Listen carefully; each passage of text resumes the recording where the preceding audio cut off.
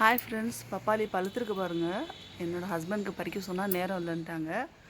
So by luckily ஒரு சேர் வந்து வெளியில் கழுவுறதுக்கு வச்சுருந்தோம். நேற்று ஷெல்ஃப் பண்ணுற வேலை இருந்தது இல்லையா, ஸோ அதுக்காக அவங்க யூஸ் பண்ணது. அதுக்காக வாஷ் பண்ணுறதுக்காக அந்த சேர் வந்து வெளியில் வச்சுருந்தது. எனக்கு நல்லதாக போச்சு. இப்போ அதில் ஏறி தான் நான் பறிக்க போகிறேன். வாங்க நான் பறிச்சுட்டு காட்டுறேன். ஸோ பறித்து வைக்க இடம் இல்லை, நான் ஒரு பையை கொண்டாந்துட்டேன். துணி பை தான் கைக்கு கிடச்சிச்சு, எடுத்துகிட்டு வந்துட்டேன். ஸோ பாருங்கள், வா நல்லா எல்லோவாக இருக்குது. பட் ஆனால் இன்னும் பழுக்கலை. ஸோ பையில் வச்சுட்டேன். அடுத்த பழம் இந்த இருக்குது பாருங்கள். எப்படி பறிக்கிறதுன்னு தெரியல. ஒரு ஃப்ளோவில் ஏறிட்டேன்.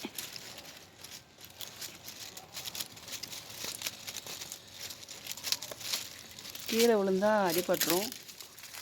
பறிச்சாச்சு. இங்கே பாருங்கள், எதுவும் பழுக்கணும் இல்லையா, ஸோ அதனால தான் எடுத்துட்டேன். 2 இன்னும் இந்த 2 காயும் என்ன அப்படின்னா லேசாக மஞ்சள் கலரில் இருக்குது. அதையும் பறிச்சிடுறேன்னா நம்ம பழுக்க வச்சு சாப்பிட்டுக்கலாம்.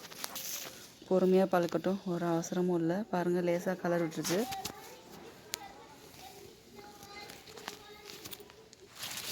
ஸோ இன்னும் இந்த ஒரு காய் பறிச்சாச்சு. ஸோ இதுவும் பாருங்கள் மஞ்சள் கலரில் வந்திருக்கு, அதான் பறிச்சிட்டேன். ஸோ டோட்டலாக 4 காய் பறிச்சிட்டேன். மீதி பார்த்திங்கன்னா இன்னும் ஒரு 3 காய் இருக்குது. பட் அது இன்னும் லைட்டுக்குள்ள மஞ்சள் கலரில் வரல, இன்னும் காயாக தான் இருக்குது. ஸோ அதை மெதுவாக பறிச்சிக்கலாம். வாங்க உள்ளே போயிட்டு வீடியோ எடுக்கிறேன்.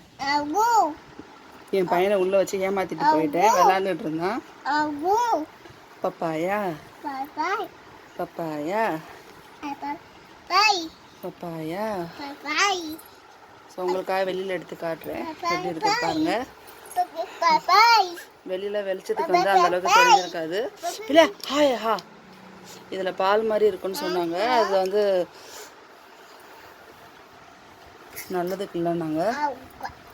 என்னோடய ஹஸ்பண்ட் தான் சொன்னது அப்படி. ஸோ இதெல்லாம் நல்லா பொறுமையாக பழுக்கும்னு நினைக்கிறேன். இங்கேதான் பாய்ஜி டே. ஸோ ஒன்று நல்லா மஞ்சள் கலரில் இருக்குது. ஓகே, இது இன்னும் அமுங்கலை பாருங்கள், தெரியுதா? கல் மாதிரி தான் இருக்குது. பட் ஆனால் கலர் வந்துடுச்சு. நோ பால் என் கையில் ஒட்டியிருக்கு.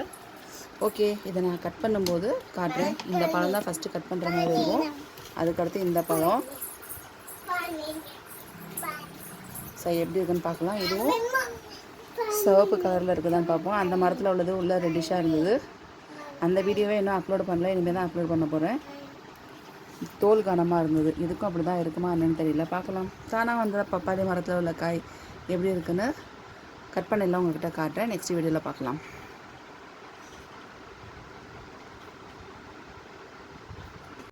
ஹாய் ஃப்ரெண்ட்ஸ், வாங்க பப்பாளி கட் பண்ணலாம். அந்த 4 பழத்தில் ஃபஸ்ட்டு எல்லோவாக இருந்தது பார்த்தீங்களா, அந்த பப்பாளி தான் இப்போ நான் கட் பண்ணுறேன்.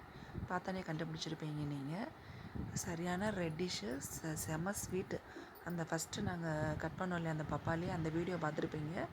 அதை விட இது சரியான ஸ்வீட்டு. அதில் வந்து தோல் ரொம்ப கனமாக இருந்தது. இதில் தோல் வந்து அந்தளவுக்கு கனமாக இல்லை, கரெக்டாக இருந்தது. பட் ஆனால் விதை ரொம்ப ஜாஸ்திங்க. பழம் பார்த்திங்கன்னா குட்டியாக தான் இருக்குது, ஆனால் விதை ரொம்ப ஜாஸ்தி. 2 பப்பாளி எங்கள் அம்மா வீட்டுக்கு கொண்டு போய் கொடுத்துட்டேன். அம்மாவோட பர்த்டே அன்றைக்கி போனேன் இல்லையா, அப்போ கொண்டு போய் கொடுத்துட்டு வந்துட்டேன். ஏன்னா எப்போதும் எங்கள் அம்மா தான் ஏதாவது கொடுத்து விட்டுக்கிட்டே இருப்பாங்க. நான் போனாலும் போகலைனாலும் யார்கிட்ட ஏதாவது கொடுத்து விட்ருவாங்க. இங்கே இந்த வீட்டிலேருந்து எதுவுமே எங்கள் அம்மா வீட்டுக்கு கொண்டு போய் கொடுத்ததில்ல. அதனால் பப்பாளி கொண்டு போய் கொடுத்தது எனக்கு ரொம்ப சந்தோஷம். எங்கள் அம்மாவும் நான் கட் பண்ணுறன்னைக்கு தான் கட் பண்ணி சாப்பிட்டாங்க. நான் கட் பண்ணுறதுக்கு முன்னாடி எங்கள் அம்மாக்கிட்ட கேட்டுட்டேன், கட் பண்ணிங்களான்னு. ஏன்னா நாள் தான் கொடுத்துட்டு வந்தேன். கட் பண்ணி சாப்பிட்டாச்சுன்னாங்க. சரியான டேஸ்ட்டு, செம்மையாக இருக்குன்னாங்க.